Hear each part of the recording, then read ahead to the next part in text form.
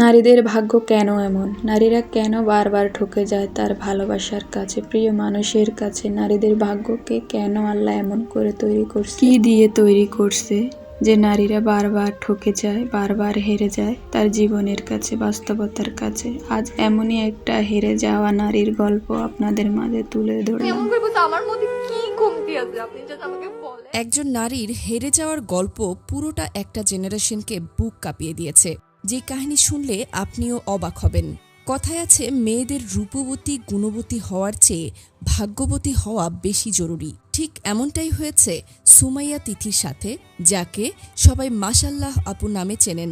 তিনি এত পর্দাশীল হয়ে থাকতেন যেটা হয়তো তার স্বামীর পছন্দ হয় নাই, যার কারণে তার ডিভোর্সও হয়ে গেল। ছোট্ট সন্তানকে রেখে চলে গেল অন্য একটি মেয়ের সাথে।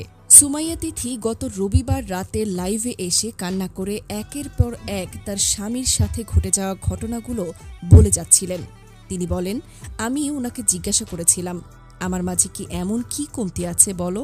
আমি কেমন হলে তুমি আর চিট করবা না? তুমি যেমন চাও আমি তেমনই হব। সুমাইয়া তিথি উচ্চশিক্ষিত, সুন্দরী, যাকে সোশ্যাল মিডিয়ায় সকলে মাশাল্লাহ আপু নামেই বেশি চেনেন। অনেক শখ করে ভালোবেসে বিয়ে করেছিলেন নেওয়াজকে। বিয়ের পর থেকেই স্বামী অন্য মেয়ের প্রতি আসক্ত ছিল।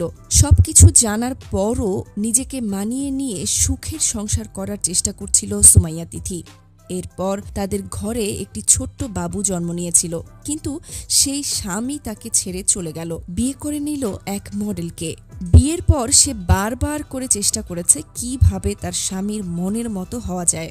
ঠিক যেই রকম মেয়ে তার স্বামী পছন্দ করে সেরকমটাই হওয়ার চেষ্টা করেছে, কিন্তু তবুও স্বামীকে তার মনের মতো করে তুলতে পারে নাই।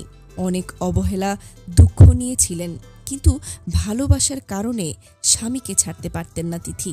সম্প্রতি তার স্বামী নেওয়াজ সুহি ইকবাল নামক এক মেয়েকে বিয়ে করেন।